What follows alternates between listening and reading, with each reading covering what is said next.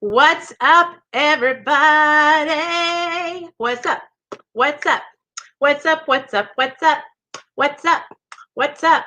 What's up? What's up? What's up?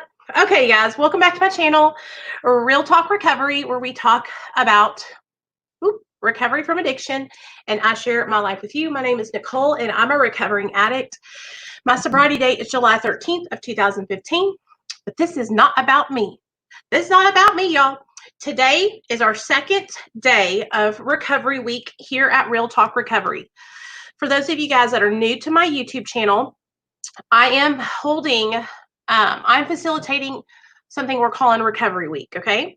7 days, 7 speakers at 7 p.m. Central Standard Time here on my channel, okay, for a week straight. Everybody is invited. Anybody is able to share their story. And so I went ahead and got 7 speakers. And tonight we have an amazing, amazing young lady. Her name is Jess. She actually has a channel called, it cracks me up every time I think about it. Jess, Jess that B. And so I'm going to link her channel in the comment section of this video. And we are going to link it down below as soon as I get this video uploaded. Y'all know how YouTube likes to play around and hold my videos for like hours at a time. But let me go ahead and put her channel in the comments. Sorry, I'm stuttering tonight. Hey, Brenda. I'm glad you guys could make it. Yay. Okay, guys. So last night was a really fun time, you guys. There is Jess's channel. I just dropped it in the comment section. If anybody's watching from Facebook, come over to the YouTube channel because I can't see you guys over there in Facebook land. So let me go ahead and let everybody know over there that we are live here on the channel. So what do you guys think about Recovery Week here on the channel? Did I do good last night? That was a 2-hour live stream, y'all. 2 hours we were on a live stream last night. I went to bed and I was wound up last night, you guys. I was so happy after getting off that stream last night. I had the best time with you guys. We kicked off the week strong with Kayla coming and sharing her story, man. And then the 2 boys that came on last night, Warpath and Mr. Corrales, that was just an awesome, awesome live stream. And I'm so grateful to have all you guys in my life. I wouldn't be here without y'all, and I really appreciate everybody that joins in and like participates in the chat and lifts each other up and all that good stuff. I really, really do appreciate it, you guys. So anybody that's watching from Facebook, I just dropped the YouTube link in the comments over there on Facebook. Just so you know, I can't see your comments when you're watching from Facebook, so don't take it personal or anything. Just come over here to YouTube and join us over here. So Jess will be here probably in the next couple of minutes or so. How's everybody's day going today? I'm going to be honest with y'all. I've been struggling, man, struggling with just, I go through these stages where I just have I get overwhelmed and I have a little bit of depression. And I woke up this morning after having such a great night last night, and I just felt so shitty this morning. So I laid low. I didn't do much today. I just hung out and, just hung out and chilled out. Didn't really do anything. But we're going to get on track. I'm going to be back on track before you know it. Man, I tell you what, it's like depression just hits me out of nowhere, So if y'all don't mind, share this video so that way people that maybe don't know that we're here will know that we're here. And I'm going to share it over in our Hangouts chat, and I will share it. Share.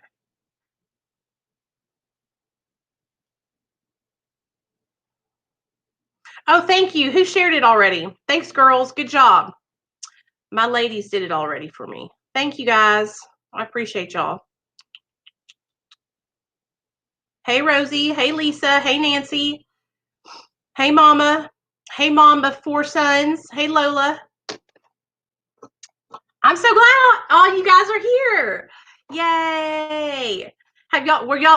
Tell me this. Were y'all excited for the second installment? I'm excited. I'm excited to hear Jess's story. I've watched a couple of her videos, you guys, and she's a lot like I am. She's very straight up, blunt, tells it like it is. And I like that. So I'm excited to hear her story. I'm sure it's going to be amazing because, you know, anybody that has been able to overcome the disease of addiction is amazing in my book. Thank you, thanks, Amber. I'm like, I want to call you Breakfast Club fan. Thanks, Amber. It's okay, girl. Have a great night. I'll see you later, okay? Hey, Cindy. Yay. I'm so excited, you guys. Are y'all ready? Because I see her in the background. She's over here already. Hey. Hey, girl. Hey, guys. Are you excited? Hey, everybody. I'm nervous. I have less than 200 subscribers. Do not be nervous at all. You'll probably get a couple from this. I'm going to link your channel in the comment section while you're sharing your story. I will also link it down below and in the description box when this video goes up. But I just want you to share like you do on your channel. I was just telling everybody that you're real, just blunt and to the point, and that's exactly how I am. You don't have to censor yourself. You can cuss. You don't have to worry about what people are going to think. You can tell your story, all of it. And you don't have to worry about hiding any of it, okay? So okay. I am going to let you take over and do your thing, and I'm just going to listen. All right. Well, hey, guys, I'm Jess. I'm from Virginia, a very teeny, tiny, small town in Virginia, poor white town. I don't have the typical drug addict history. Like, I grew up in the house with my mom and dad. They both worked. I was a spoiled, rotten kid. I had everything handed to me. You know, the fairy tale house with the white picket fence. I had that. But I've always been a bigger girl. So once I got to the age where, you know, boys were starting to notice the girls and I wasn't one of those girls, then my insecurities started to really, really dig in. And I tried to fit in with the popular kids and the sports kid. None of that was me. Like, I've always just been me. Take it or leave it. It's who I am. But then I had a best friend who, I haven't shared a lot of this on my channel yet, but I have a best friend who at the time needed a place to stay. And we were 13 years old. Her grandmother had custody of her, but she wasn't home a lot, and it was just a bad situation. So she ended up coming to stay here. Then I was introduced to pot. I had been around it, but I had never tried it. I was 13 at the time, and, you know, it was the cool thing to do. So I was like, sure, I'll try it. So I did, and I smoked pot for about a year. And I fell into that crowd because they were so accepting of who I was, regardless of how I looked, regardless of what I had. None of that mattered. All that mattered to them was I was somebody fun to hang out with and contribute to the cause. That's what mattered to them, you know? And yeah, so I know exactly what you're talking about. I was the same way when I was younger. I was like struggled with weight issues. Like, I've always been chunky, and that really, really bothered me when I was growing up and younger. So I can totally relate to how that. I think a lot of us girls are like that, but it's even harder for us who are a little bit bigger. You know what I mean? It's like, I feel like we really internalize it a lot. So yeah, I can relate to that. Yeah. So around 14-ish, I started to experiment with other things like cocaine. I tried a couple times, and I would pop pills. I would take them, but I would not snort them. And I always told everybody around me, y'all are crazy. I would never fucking put anything up my nose. Like, y'all are disgusting. What are you doing? Well, little did I know that changed quick, because, you know, it was real easy for everybody to split one pill and get high, but I needed 3 or 4 to eat to get it, you know. So finally one night I was 15 and I caved to the pressure, and I was like, well, let me just see what this is all about. I was done. From that point on, I was done. I snorted that first pill. It was a Percocet. I never will forget it. And within 6 months, I was running around with a needle in my arm. Like, that's how quick it went for me. I was shooting up in the bathroom at my high school at 16 years old. What was it like the first time that you snorted the Percocet, and then what was it like when you first injected, and how did you, who helped you, or did you just figure it out on your own? As far as snorting, yeah, I had been around it, so I had seen everybody do it, and so that was pretty Yeah. simple. As far as injecting, I was a 16-year-old kid who was running around with 30, 25 to 30-year-olds. I had no business being around them. The guy that I was dating at the time was 32. Like, as a mom now, that scares the shit out of me. But looking Yeah, back, me too. I think about that too.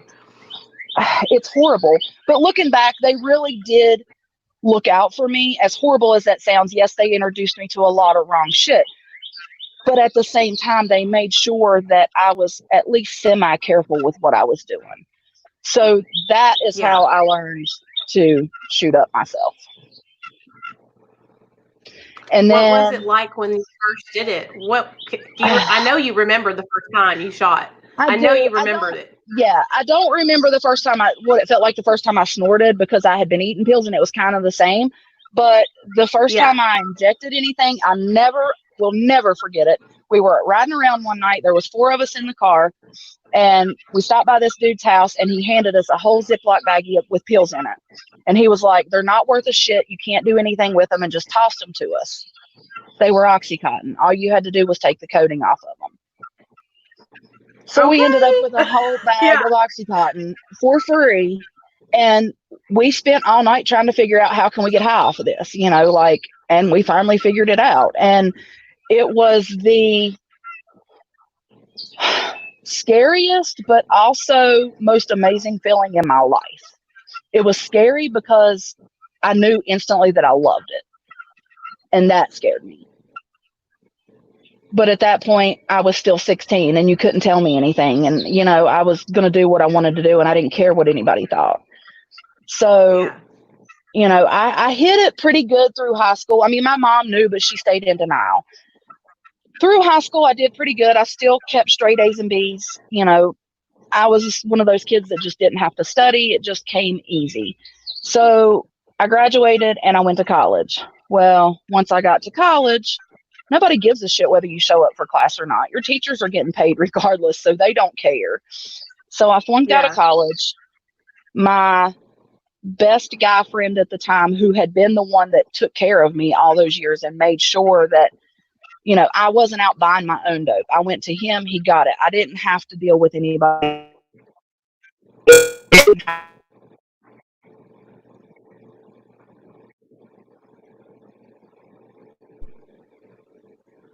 Are we Can still you hear here? me? No, we're here. Yeah. I was like, what's Okay. going on? Sometimes it does that. Okay. Well, we've had crazy storms all day. That's what took me a second to get set up because I was all ready to go and then it started pouring down rain. So, That's how it was today, this morning. It was storming here so bad last night and this morning because I'm in Arkansas. Well, I'm in Virginia, and Jason and I bought kayaks to have for this summer because everything's closed. We've been able to put the kayaks in the river one time because it will not quit raining. It's driving me insane. Okay. But, so I graduated. He passed away. I was in school. I didn't go to class, and I flunked out. Well, shortly after he passed away, again, I was dating a guy who was in his 30s, and I had started selling in order to afford my habit. I'll upcharge you $5 or $10 and a couple pills and I'll have mine. So I got busted for the first time at 19 years old for distribution. And damn, yeah, I spent my 20th birthday in prison. Wow. Yeah. So that was a hard reality for a lot of my family because my mom had kept everything so hush hush, my mom and dad both. And so I was already the black sheep because I just don't give a shit and I'll just tell people what I think. But that really sealed my fate as far as some of my family went. So I went in Virginia, we have what's called the First Offenders Act, where if it's your first felony conviction, you can complete 6 months of a detention program, which is like a boot camp based prison program, and 6 months in a diversion program, which is where you go to work every day, but then you go back to the facility. You have random drug screens, all that. So you do those 2 programs plus a year of supervised probation, and your felony gets dropped to a misdemeanor. So I got that deal. So I went to detention in Virginia Beach and then diversion in Richmond, and didn't learn shit. Like I was still young. I didn't care. I was so. When you get out in Virginia, you have 72 hours to see your PO. I got out on a Friday. I saw my PO at 8 o'clock on Monday morning, and by 10 o'clock, I was so high that I was puking off of my aunt's porch. Like, that's how much I didn't care. So, Yeah. nothing stopped. Nothing changed besides I was just gone for a year. Like, that was literally all that changed. Well, 2 months later, I failed a drug test and went back to jail.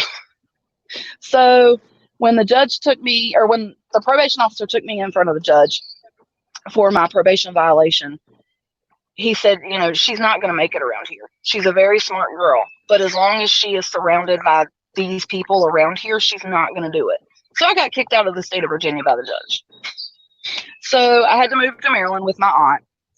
And at this time, I was almost 21. And it was crazy, but it was good for me to get out of here. It didn't change anything, but I ended up getting pregnant with my oldest child. Thankfully, I wasn't around here, or I would probably have a child who was born addicted. Like, it's just that simple. Because I still did drugs, but I rationalized it by I'm only doing it on the weekends when I come home. And at the time, my dad was really sick and dying. And so, I justified it as, in order to be home and deal with the emotions of that, I have to be high. Like, I can't deal with it otherwise. So I would just make sure that whatever I got, I split with somebody, or I would buy a 20 instead of buying a 40. Like, I tried to rationalize it in my head, and thankfully my baby was born perfectly fine. No withdrawal, no nothing. I did the same thing. I would make excuses and say, well, I'm only shooting meth. I'm not shooting heroin, so it's not as bad, or I'm not taking Xanax. And I was also very, very, very fortunate that my son was born completely okay, like not dependent or addicted to any substances. And so I have so much shame around that. Like, when I talk about it to this day, I still get so emotional, because I just wish, if I could change anything about what I did in my addiction, I wish I hadn't have done that when I was pregnant with my son, Yeah, I absolutely get it. I beat myself up for it, but we are lucky because our kids are okay. There's so many out there that aren't. And our kids are also lucky because we got our shit together. There are a lot of kids out there who are born addicted, whose parents just walk off and leave them and don't care. That's the sad reality of it. So I just try to always find that silver lining of, yes, I fucked up, but my kid is okay. My kid is thriving. My kid is now 16 years old and doing amazing. It could have turned out a whole lot worse. That's just what I always try to remind myself. But so fast forward, I'm living in Maryland. I end up pregnant. My dad is here. My dad had a brain aneurysm but it wasn't a typical aneurysm that just ruptures. It actually closed his artery off from the outside in. Mm-hmm. So it was a slow process, and we knew that it was happening. And that was hard. Brother resented me because I couldn't be here all the time, because he got to be here all the time. My mom was working herself ragged because they had went from 2 incomes down to 1. It was just a really, really terrible time in my life. And so I got pregnant with Xander, and this might get a little confusing. If you go check out my channel, guys, you'll see my 16-year-old is a he now. My 16-year-old is transgender. So he was born a she, but is now a he. So we support if I get tripped up and say she here on this channel. We love everybody. We don't care who you are. Yeah, well, I do really good with the pronouns, except for when I'm talking about when he was a baby, because in my mind, as a baby, he was still a she. So a lot of times, so if there is anybody out there, please know that it's not intentional. It just happens. But so I'm living in Maryland. My dad passes away. I hadn't even told my family I was pregnant at the point that my dad passed away. because I had found out, and they kept saying, he's going to come home from the hospital. He's going to come home from the hospital. And so I was waiting. Never got to tell him. When my mom called to tell us that my dad had actually passed away, I blurted it out to her. So that caused a whole big uproar. But that caused a big uproar because my mom knew that I was in no way, shape, or form, emotionally, financially, with my sobriety, I was nowhere in any way, shape, or form ready for a child. Yeah. But Xander was also the distraction that we all needed at that time after my dad passed away. Yeah. Because it gave us something to focus on. Hold on, it's raining again. Let me put my umbrella up. Okay. Yeah, sure. Take your time. Thank you guys for all being here. I see everybody in the chat. Don't forget to go down and click the link that I just dropped, and I think Mama's dropping it too. And go subscribe to Jess's channel, because I know there's so many of you ladies in here that can relate to her story. So go check her channel out. Let's show her some Real Talk Recovery love. And I hope you guys are enjoying our little like recovery week thing that we got going on here, because I love hearing people's stories. That's my favorite thing about going to meetings or like watching YouTube, is hearing people's recovery stories. Okay, girl, you got it. So after my dad passed away, I tried to move back home. My probation officer was like, you will never make it here. Like, I'm not allowing that to happen. Well, I only had a year of supervised probation. So shortly after Xander was born, I was off probation. I was able to move back home. So my PO was exactly right. I moved back home and did okay for a little bit. I mean, I was doing stuff, but I was at home. I was taking care of my kid. Like, I was doing what I needed to do. So I was a functioning addict at the time. I was still an addict. But then I met my now fiance when Xander was 4 months old, and drug him right down into the pits of hell with me. He was the person that was just a pothead. Like, he just loved his pot. He would do other stuff occasionally at a party if it was offered, but he was never an everyday user. He was never, that was not his thing. So I still hold a lot of guilt around that. Granted, he was grown, and yes, he made that decision himself, but I knew what I was setting him up for. And that was shitty of me. But the good side to that is now here we are 16 years later, clean together too. So it wasn't all for horrible, but, he stepped right in as Xander's dad, never questioned, never, any of that. But we did take that path together for quite a while. And if it wasn't for my mom and his mom, we probably would have lost Xander. We got really lucky in that we always had somewhere to take him, so we didn't have to take him when we went on runs. And when we were dealing out of the house, one of us would go outside while the other one stayed inside with him. We did everything we could to shelter him from it as best we could. But kids aren't stupid at all by any means. Kids are not stupid. So we used together for roughly 3 years. And it got bad quick for him. I never will forget the very first time he got dope sick. I was in the hospital. I had just had my gallbladder taken out. And he came into the recovery room and he was like, I feel like shit. I've been in the car laying down. Like, I just feel terrible. And I was like, what's wrong? And so he starts explaining everything. And I was like, you're dope sick. He was like, no, I don't fucking get dope sick, blah, blah, the whole tough guy thing. And I was like, well, we'll see. When I stop and get this script filled on the way home, we'll see how sick you still are once I have these pills.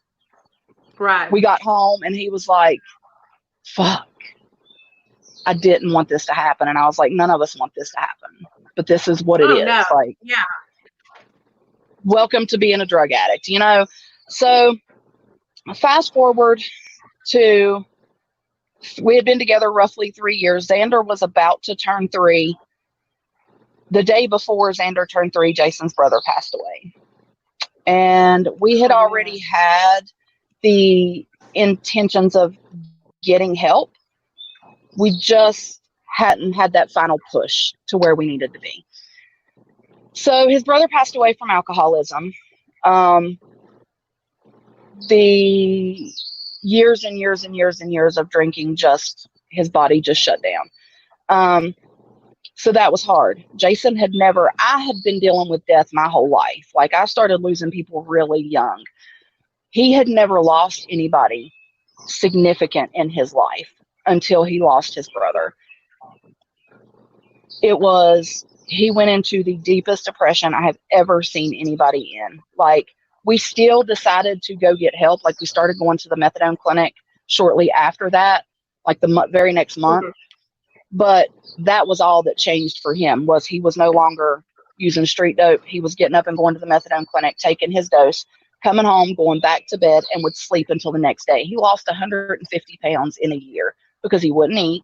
How did methadone work out for both of you guys? Did you do good on methadone, or it was for me? I did horrible with methadone, but that's just because like I abused it. I would take it. We were getting the pills, and so I would just like, you know what I mean, eat them all. My thing was, my clinic would just up you for prime example. I was on, I think it was 100 or 120 milligrams that I was on. Uh-huh. I found out that I was pregnant. So I went in and I told them, and I have a bunch of infertility issues too. So it was like a big deal that I was pregnant, and I had already lost 2 babies prior to this. And so they jumped me, not gradually, not anything. I go in the next day after telling them that I was pregnant, and the nurse is like, "Oh, your increase went in." And I was like, "I didn't ask for an increase." He was like, "Well, hold on a minute. Let me check." He looked. Because I told them I was pregnant, they jumped me from 120 milligrams up to 180 milligrams. Within 2 weeks, wow. I lost both of my babies. Oh my God, really? Yeah. That was too much at one time, 60 milligrams? Yeah. Mm-hmm. Yeah.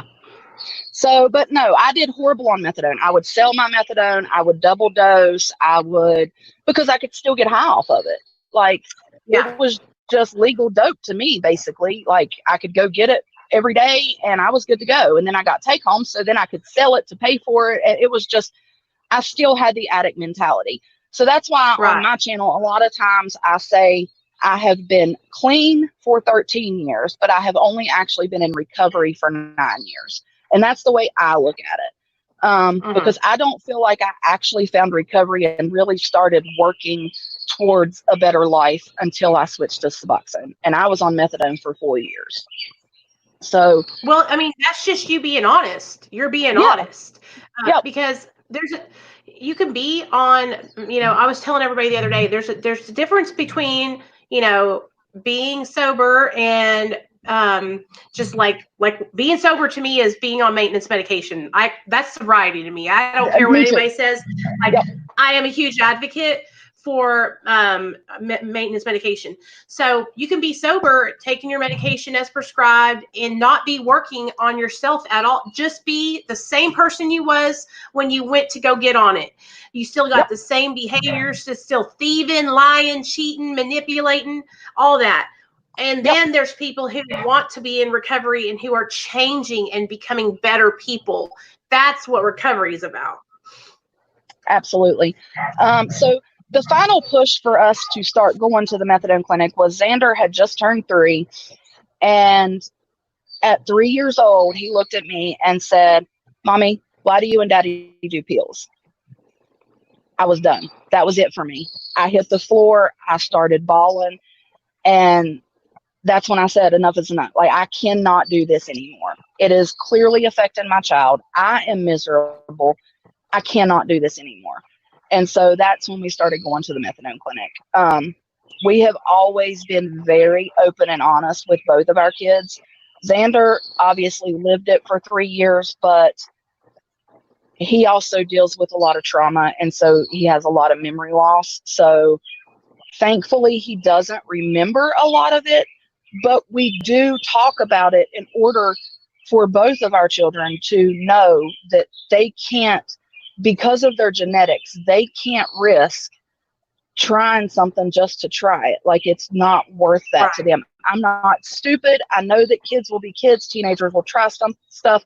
Xander's 16. Like, I'm not stupid. I know that he's tried smoking pot. I know that he's drank. Like, but I also know that we have a plan. And I know that because I have been open and honest with him, he is comfortable coming to me. Like, prime example, the couple weekends ago, the kids here graduated. There was a graduation party. He said, Mom, can I go? I said, sure, but you're not driving. And call me to come get you if things get out of hand. Well, neither of us were thinking that he had had a couple medication changes the week before. And so after 2 drinks, things went really south and he was falling over puking because of the medication changes. But he did what I always told him to do. And that was, if you find yourself in a bad situation, call me. And he did. So while I don't want those things for my kid, I also know I'm not stupid. It wasn't that long ago that I was 16 years old. At least he's not out here with a needle stuck in his arm like I was at 16, you know? Yeah. That's kind of the way I look at it. And I do still smoke pot. Like, it's the only thing that helps my anxiety. I don't smoke pot to get high. I'm not one that sits around and smokes all day and this or that, you know, but if I'm having a really bad day where I can't focus on anything, or, you know, at the end of the day when I'm just at my wit's end, because my 8-year-old is also bipolar and ADHD. So at the end of the day, I am done. And I will take a couple hits off of a bowl to be able to lay down and go to sleep. I have caught a lot of scrutiny for that. And people say, we don't care here. Yeah. Well, I'm open-minded as hell, girl. I catch shit all the time, but I mean, I don't personally smoke weed because I go to the clinic, and at my clinic, they will bump you back a phase if you smoke. And so I would have to go monthly, and I only have to go to see them once every 90 days. So I get 3 months. 4 months. So that way, and even though I know I have those 90 days, I still, like, the last time I smoked was like 3 weeks ago at my mom's house. I took 1 hit off of one of those little, with the oil in it, like dab pins. And that was the first time I had taken a hit off marijuana in a year. And then last year I hit it one time, and it was just like once a year I might take a little toot toot, and that's it. Yeah. You know, but I think sobriety is so much more than whether or not you're taking a hit off of the pipe, or whether or not you're drinking alcohol or on maintenance medication. A lot of people have this old school mentality that AA, abstinence-based treatment, is the only way to recover. And that's really just because that's the only way that we've all been taught. Yep. There's never been anybody pushing the narrative of a different way until now. And there's so many of us that are on maintenance medication that have been able to change our lives and help others and stay sober and have our kids and have houses and cars and all this stuff. And jobs, we're starting to share our stories. Yeah. You know, and see, there wasn't people 5 years ago sharing their stories about being on Suboxone or methadone openly like we are now. Now we are really coming together, and because I remember the first time I told my story, you would have thought the people that were addicts that were abstinent were going to have a heart attack. You can't tell your story. You're not sober. That's not, what do you mean? I was like, yes, I can. And I'm going to, you know what I mean? Yeah. And now it's just like this shit. We have a whole community here of people that it's just so, if you have to judge somebody's sobriety, then you got a problem with your own recovery. You need to take a step back and look at yourself. Because if you're even coming to me to say something about my sobriety, then that tells me that you got something going on with you. I would never judge somebody for the path that they take to get to where they're going. That's why I support anyone that's trying to better their life. Yep. The way I see it, and I completely understand, because I have been on 2 different forms of MAT treatment my entire recovery. Like, the entire time that I have been sober, it has been because of MAT treatment. Without that, I would be dead somewhere. Like, I know that. And could I come off of it? Because I get asked all the time, because I have been on Suboxone now for 9 years, and I get asked all the time, do you plan on coming off? Do you plan on coming off?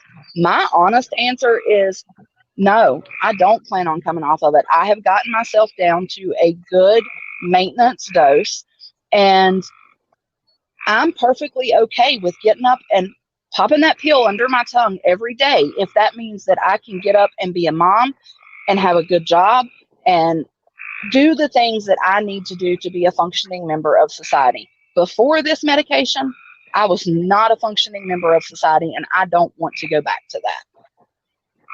Yeah, yeah. Have you So, tried? Did you try to get sober through other? Did you try, like, besides going to prison? Did you try to get sober through, like, meetings and treatment and all that kind of stuff? Had you tried yes, before? yes, I Yeah. got sent to inpatient treatment by the courts when I failed my drug test. That was part of it. Before I got kicked out of the state, I went to a 30-day inpatient treatment, which was a completely abstinence-based treatment. I'm talking no caffeine, no sugar, no nicotine, no mood-altering chemicals of any kind. Uh-oh. That was pure hell.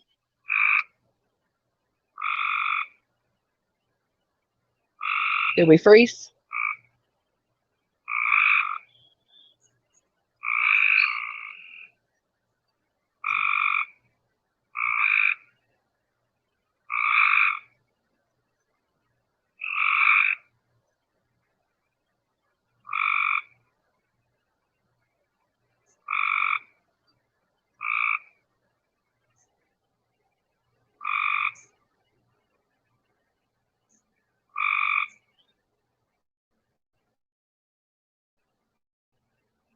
Well, I'll turn my mic.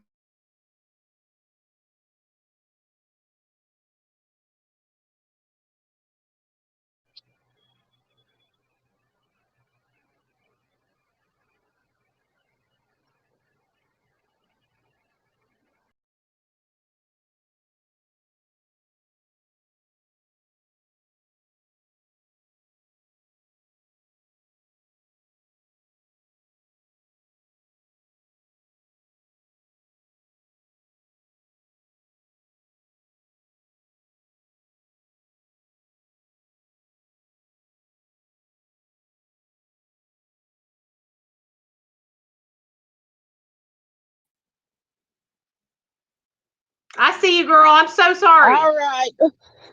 I don't know if it was mine. I cut my Wi-Fi off because it's just. If that happens again, you just take over, okay? Because sometimes StreamYards will kick me off for some reason. So you just Oh, handle it. Keep on going. fabulous. All right. So, so yes, I went to inpatient treatment for 30 days. No nicotine, no caffeine, no sugar, no anything. We went to meetings multiple times a day. We had groups. I have a whole video on my channel about that place because it was pure hell. And then when I left there is when I got kicked out of the state. But I had to also continue an outpatient program when I left. So I did like an outpatient group meeting / counseling type thing, plus had to go to NA/AA in Maryland. That was never the route for me, because I would just get high and go like that. There was nothing deterring me from that. Like the place would say, "Oh, hey Jess, it's been 3 months since we've sent a drug screen back to your PO. Make sure when you come in next week you're clean." Like there was no incentive for me to have to stay clean. And Yeah. like I said, that was the time that my dad was sick and everything was just upside down in my life anyway. So I did that. And then I also tried NA on my own. And I never felt that welcoming feeling like I now feel on YouTube, which is Yeah. absolutely insane. That I can get on here and tell the world my story and feel perfectly fine and actually receive the love back. But in those rooms, I never felt that. Like that compassion just was not there. And I don't know if it was a generational thing, because at the time that I was trying that, I was completely abstinent. So I wasn't on anything. But it just wasn't for me. So now with my doctor, she does require NA meetings, but she is okay with like online meetings or individual counseling, as long as you are doing something to also deal with the mental health side of it. You're not just abstaining from using, is her main Right. focus. So yes, I tried many different times. And then I tried the whole cold turkey thing on myself, the whole, oh, well, I'll get 10 methadone and I'll spread them out and taper. None of that ever worked.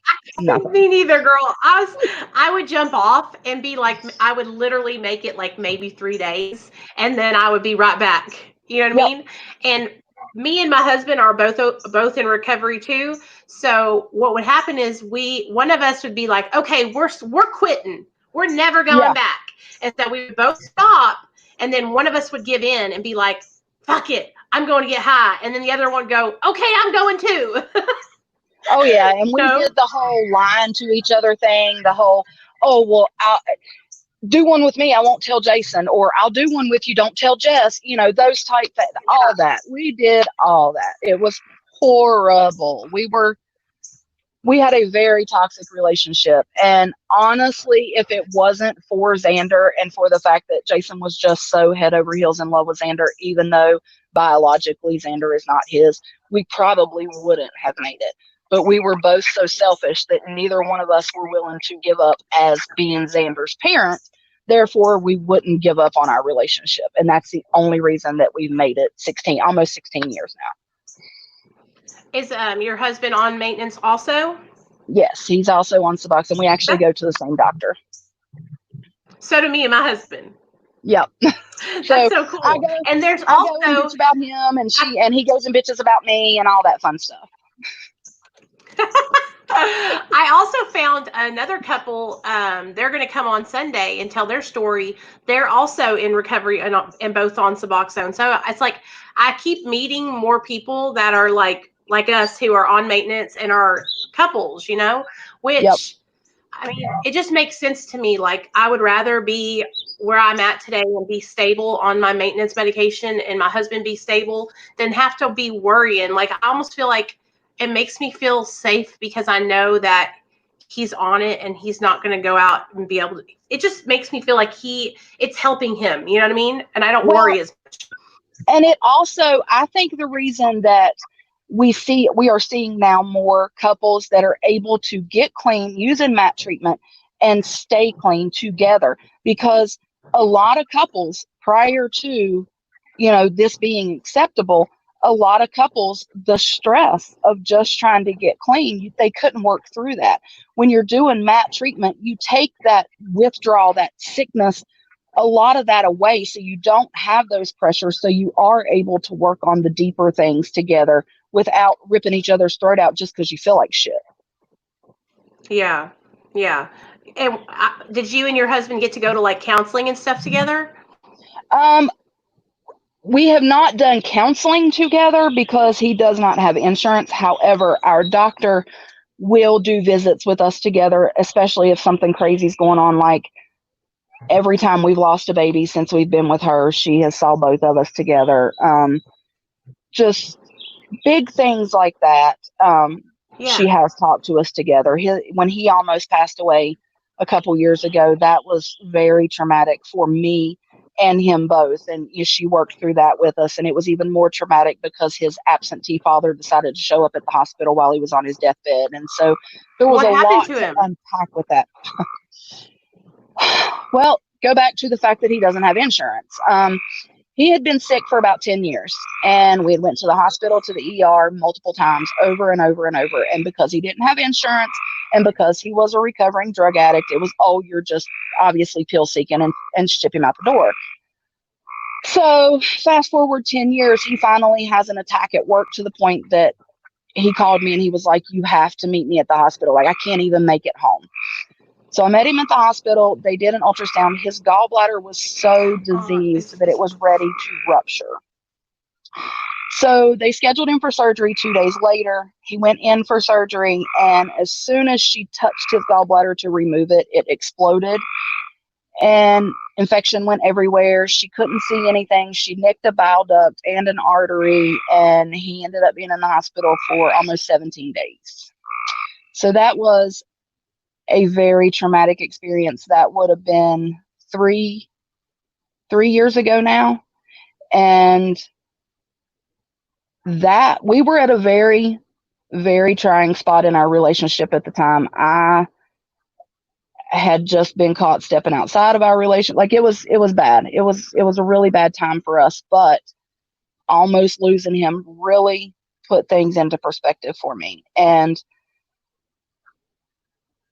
because of that, we were able to work through even more and really get down to the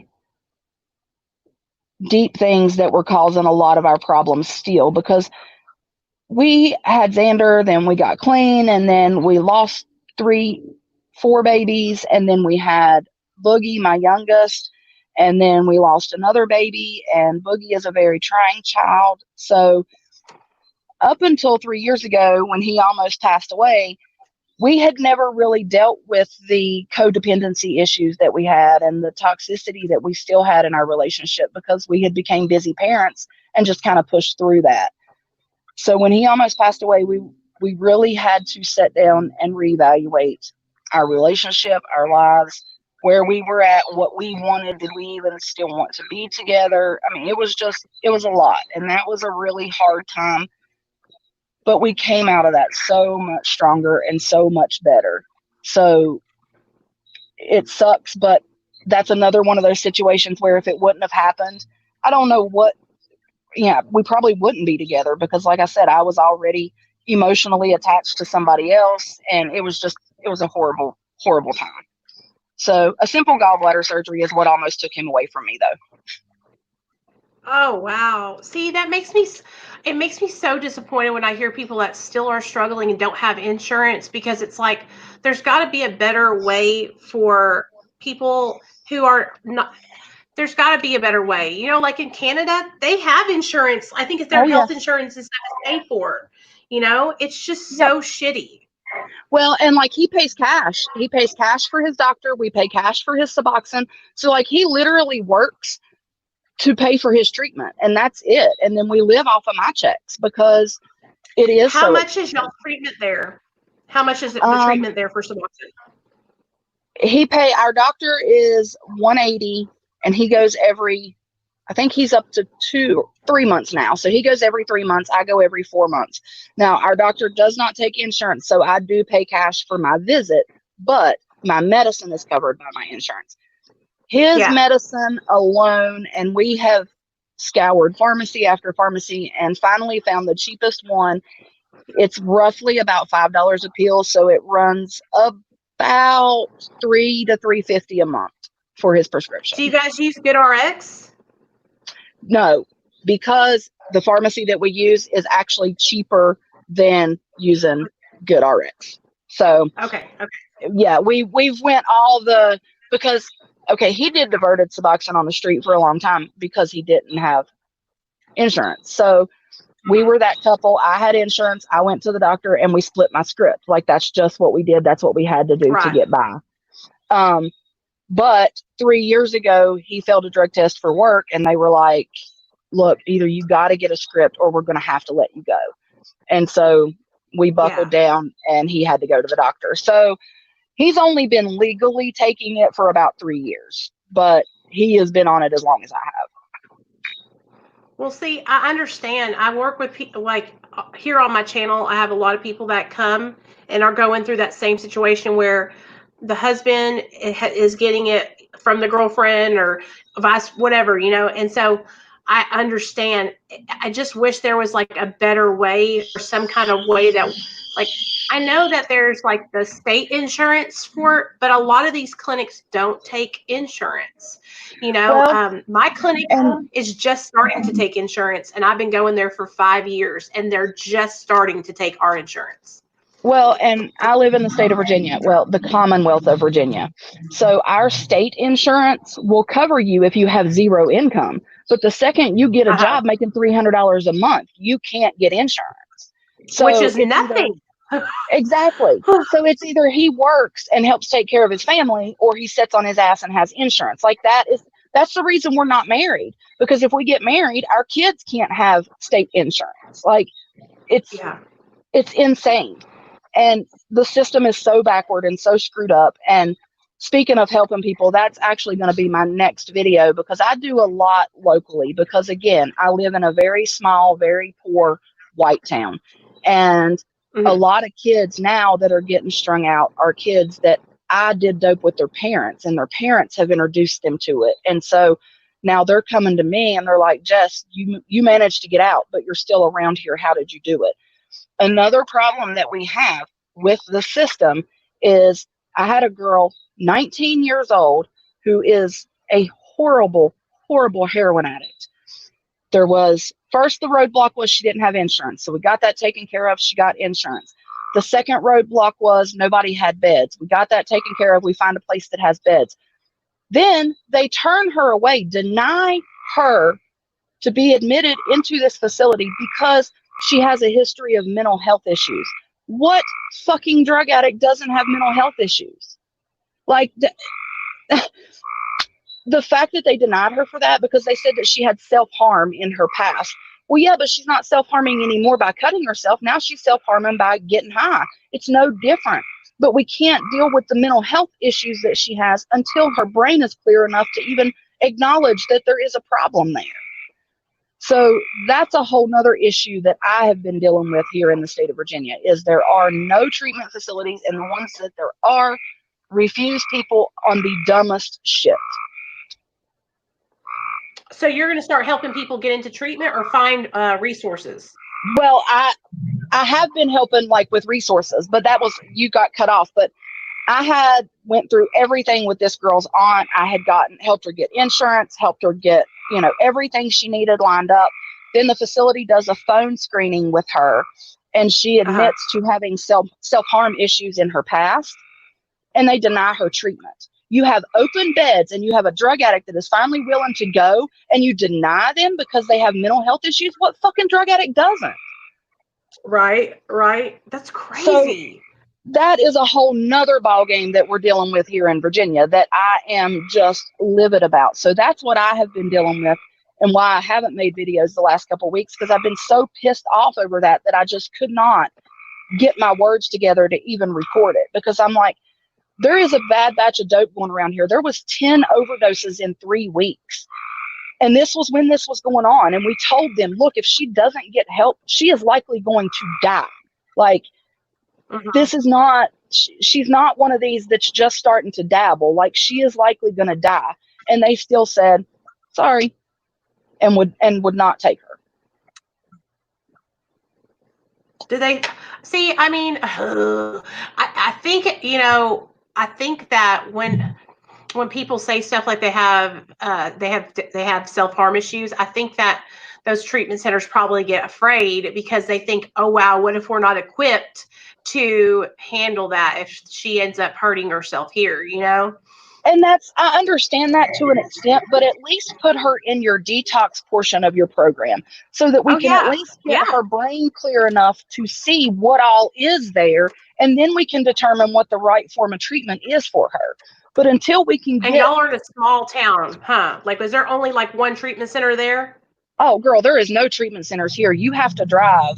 Like, when I first started treatment, I had to drive 2.5 hours every day, one way. So I was spending 5 hours a day in the car. Now there is a clinic about 30 minutes away, and then there are several Suboxone doctors. But as far as clinics go, no, there is nothing. And then inpatient treatment, there is one about an hour and a half away. And then the next closest one is on the East Coast, over in the part of Virginia that everybody thinks you are talking about when you say you live in Virginia. Nobody understands that there is a mountainous portion of Virginia too. But yeah, my town literally has 3,000 people in it. Like, we have nothing. We have one stoplight, we have one Burger King, and one little like convenience store. That's it. I thought I grew up in a small town. I really did, but that's small for real. But that's why a lot of people get on drugs, because there's nothing to do, and it's a poor town. A lot of people have to work, so they take drugs to like give them energy and go to work. And I watched a documentary. It was, that was around the time that started taking both parents to work to afford a living. And so the majority of us kids were us out running around doing what we wanted while both of our parents were trying to work to keep a roof over our head, you know? And so I don't blame my parents in any way, shape, or form. Like, they were doing what they knew to do. But I also almost wish that the first time they found something, or the first, you know, because my mom was notorious for finding straws or finding my pills stashed and just flushing them and not saying anything. Part of me Mm-hmm. questions, you know, if my mom, because I'm 38 years old and I'm still terrified of my mama to this day. So, like, at 16, if my mom had really stepped up to me and been like, your ass is getting help, like, I don't know that I would have bucked on that, you know? Yeah, yeah. I think what happens is a lot of families try to not believe it's true. Oh, yeah. Like, she probably thought, well, Jess is such a good girl. She's so smart. She's making good grades. This can't be happening. This can't be happening to my kids. You know, And denial, denial, denial. yeah, and I had always said too, as soon as I turn 18, I'm getting the fuck out of here. Like, I hated this place. I still am not a big fan of it, but I'm here. It's home. But I think she really thought, she's a teenager. She's dealt with a lot, you know, but once she turns 18 and goes to school and gets out of here, this part will be over. This phase will be over. But I never got that opportunity because I got hit with my first felony at 19 years old. So, you know, I don't know that I would change anything about my past because I love the person that I am today. And without all of that, I wouldn't be the person that I am today. But I do have those what ifs in the back of my mind all the time. You know, what if I had gotten help when I was young? What if? But then I wouldn't have my kids and I wouldn't have Jason. So, you know, it's one of those situations. So I guess the last thing that I really have to talk about is how I ended up on YouTube, which is a crazy story in itself. Um, my brother, my older brother, um, passed away of a meth overdose in 2019, February 5th of 2019. And that was the first thing in, at the time, 12 years to really shake my sobriety, to really make me just want to say, fuck it. And I didn't want to feel, I didn't want to process, I didn't want any of that. Like, I just wanted it to go away. I did not want to face the fact that my protector, my big brother, the person that had always been there when I was locked up, he was locked up too. So he was there taking care of me then. Like, I could not accept that my brother was gone. Um, I had a suicide attempt during that time, and it was a really hard time. So I was in a really I'm bad about to depressed. kill this computer. I'm like, So you're I the was best just, guest ever because you're just taking it away. I hate that this happened, and I'm so sorry. oh, Ugh. you're fine. I was just explaining how I ended up on YouTube. So, February 5th of 2019, my older brother passed away from an overdose. They say it Oh was wow. accidental. I think that something was given to him, but because of who he was, the cops are not going to investigate. You know, it's just, anyway. Um, so when that happened, I had been clean for almost 12 years, and that was the closest that I have ever came to a relapse. Like, I just didn't care. I didn't want to feel, I just couldn't accept that he was gone. Like, this, when I was locked up in the regional jail, he was in the regional jail with me. We rode the bus together to come to court. Like, he was always there. And even Yeah. though he had been in and out of prison and the majority of his adult life was spent in prison, I still knew where he was. And I still knew that if I needed him, he was there. And accepting that this time he was gone was the hardest thing that I've ever done in my life. It was probably harder than losing my dad, because when I lost my dad, I was still young. I was getting high. And so I just kind of rolled through that. But with Mikey, I had no choice but to face it. And I had kids that had questions that I had to help deal with it. And I got really, really depressed. I left my house one night and took off to the river running about 85 mile an hour with no intentions of coming back. And then I laid in bed for about 3 months and didn't move. It was awful. But in that 3 months, I fell down the rabbit hole of beauty YouTube. Don't do it. Don't do That's it. how I started out too, girl. Watching them damn beauty YouTubers. Do it. But so then somehow Christina Randall got recommended to me, and then Jessica Kent got recommended to me, and then Megan F got recommended to me. And I was like, I finally started to see a light. You know, I couldn't save my brother, but maybe I can help save somebody else. And so that is when my channel was born, January 1st of this year. And it started out as a way for me to cope. You know, it was a way for me to finish processing through that first year of grief, because it was hell. And I got this tattoo yesterday for him. I saw that. I looked at your Facebook and was looking at it. I thought, I want a tattoo too. And I was like, dang it. I need something. As crazy as it sounds, like, I'm a wuss, you guys. I suck at pain. I'm not one of those people that like, oh, after the first 5 minutes it goes numb. No, that bitch hurt. The whole entire 2 hours, that bitch hurt. But it was also very therapeutic, because it was like, with that pain, I was releasing my pain that I have held on to for over a year. I'm not gonna cry.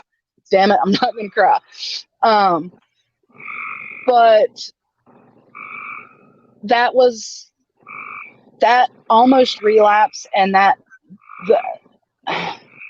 don't really know that it was a suicide attempt, because I didn't actually have a plan other than I was in my car going 90 mile an hour. But I didn't care whether I came back home to my kids or not. Like, that was probably the lowest I have ever been mentally and emotionally in my life. And I wouldn't wish it on anybody at all. And that's when you started your YouTube channel. Tell me, what was it like when you made your first video? Was it like, you know? Well, I did my first video, believe it or not. If you know anything about beauty YouTube, then you probably know Nick Snyder. Well, he had a relapse. Right around Christmas time, he came out about his relapse. And I love Nick.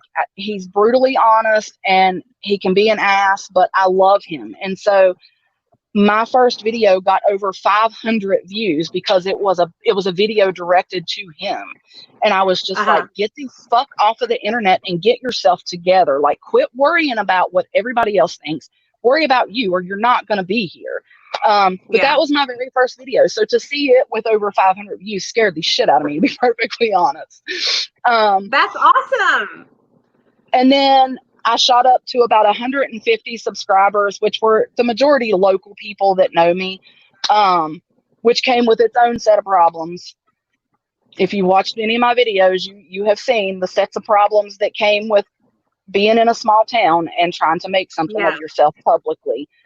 So I try to keep my kids really private. I don't let them on camera, because I do live in a small town, and my kids have been attacked for who I am before, verbally, and they've been refused to be friends with people because of who I am. And so I don't want this to negatively impact them in any way, but they are 100% supportive. My 16-year-old helps me edit my videos. So he sees everything that I do before I put it out there. Because I would never want to put anything out that would cause them any negative side effects to it at all. Right. Well, you know what? I mean, the best thing I can tell you is don't put your kids in your videos, because I used to have my son in my videos when I first started, and I got trolled really hard for that, because I was talking about addiction, and my little boy would be in the background. He's only 5, but he would be in the background while I was talking about smoking crack on a story time. And people trolled me so hard about that, girl. People tried to call Child Protective Services on me, send the police to my house. It was a whole, and the more your channel grows, the more those kind of people might come in contact with your channel. You know what I mean? Yeah. So keep it on yourself, and that's the best thing I could tell you to do, because it's just, people are just people. Some people are hateful just to be hateful. But I'm so happy that you came on because I'll tell you where I found you. My friend Karima After Addiction, and I was telling her about a tag that I was doing called hashtag I am not anonymous, and I had just asked a bunch of people to make 1 minute videos sharing why they're not anonymous, and I was going to share them here on my community tab, on my Instagram, on my Facebook, in my recovery Facebook group. And she told me about your channel, and that's how I found you. I went over there because I honestly I feel like I know everybody that's in recovery that's on YouTube, but I guess I don't. You know what I mean? So I like went over there and I watched a couple of your videos. I was like, oh hell yeah, because she said, I know you'll like her because she just tells it like it is, like you do. And I was like, when people say that, I'm like, no, we'll see, you know. And then I went over there and I was like, oh, I really do like you. You know how you can just get where people are authentic and genuine? Yeah. And yeah. I hate a fake bitch. I hate a fake bitch. And so yes. I was like, I love her. You know what I mean? Yeah. Like, so I'm so glad that you came on. If you could tell anybody that's watching right now that is struggling in their active addiction, what would it be? Reach out to anybody. If you don't have anybody in your family, if you don't have any friends, I have a public Facebook page. It's just that B, just minus the hyphen. It's just a space. Message me. I will do what I can to help you. Like, you don't have to be in this alone. And another video that I actually have doing, I saw a thing on Facebook that a friend shared the other day, and it said, stop telling people that recovery is hard.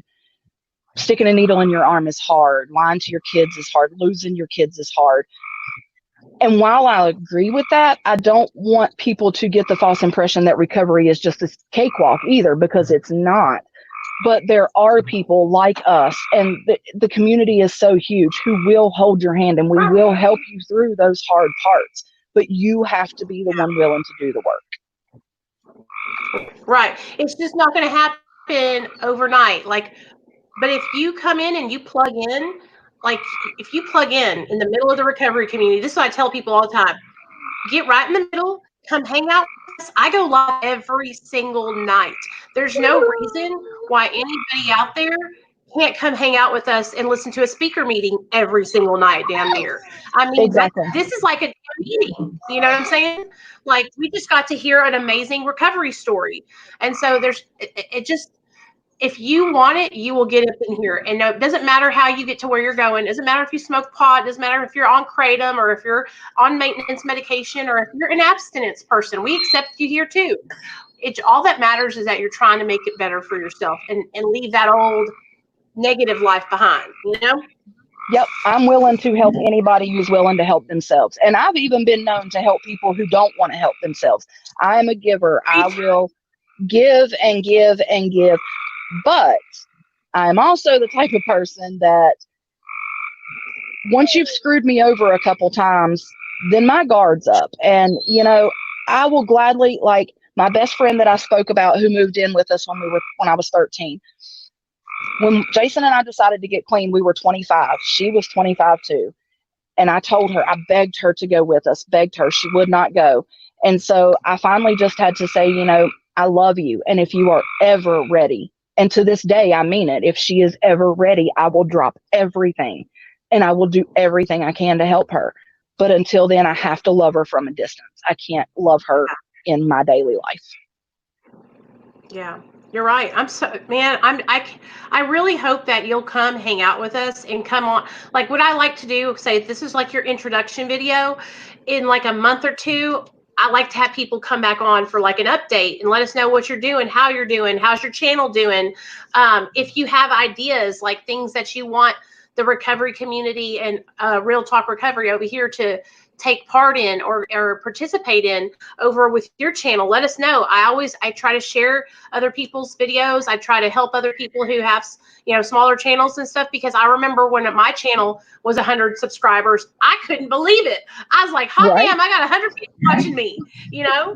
And so I'm almost at 200 now, and I'm like, there is 182 people that want to hear what the hell I have to say. Like, why? But I mean, hey, I'm glad that they are. So, but I'm so glad that I found this community because I had never found my spot in the recovery community. Like, I was going to my doctor, I was going to counseling. We were living our lives individually and doing good. But it's so much different when you have people who understand, who have been there.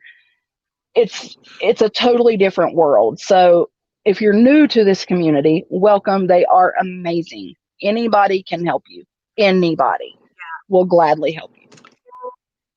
I'm so glad you came on, girl. So I'm linking your channel. I'm making a thumbnail for this video. What's going to happen is I'll end this stream with you. And for some reason, YouTube is taking like 24. It takes till the morning time for the video to actually upload. It's like says it's processing, just so you know. I've been having a horrible time. Okay. I just don't want you to think that, oh, screw her, she didn't put my video up. Like, no. Check back in the morning and it'll be up there, and I'll have your channel. It's going to be linked in the comments in the description box of the video. And anybody that comes over there, y'all go over there and tell Jess that you came from Real Talk Recovery. Let her know that we're coming over there. I love you guys. Love you too, girl. I hope you have a great night. Thank you so much for coming on. For real. You saved me. You're good. Anytime. I'm off work until July the 6th, so maybe we can do something together again before then. After that, I go back to work, but I work from home, so it's still really not that crazy. Oh, that would be awesome. Okay, I'll text you. We'll have you back on again for sure. All right. Bye, guys. Bye, girl. Let's see here. Now I'm glitching out. There we go. Hey, how do we do, you guys? Oh, I knew y'all were going to like her. So that concludes our second night here on Real Talk Recovery for the Talk Recovery Week. 7 speakers, 7 days, 7 p.m. Central Standard Time. Please, you guys go over. Let me link one more time. Please go over and check out Jess's channel. She's real cool, man. I like her. So go check her channel out. Let her know that you came over from the Real Talk Recovery family. Joe is coming on Thursday night. Joe, you still coming on Thursday night? Tomorrow night is Nicole. She's going to come on tomorrow. And then Thursday is Joe. And then Friday is Matt in Viking Fitness. So, yeah, I love you guys. For some reason, my Wi-Fi is glitching so bad tonight. So I'm going to go ahead and end this stream. Please go over and subscribe to Jess's channel. And I'll see you guys tomorrow with Nicole for her story, okay? All right. Love you guys. Thank you for being here.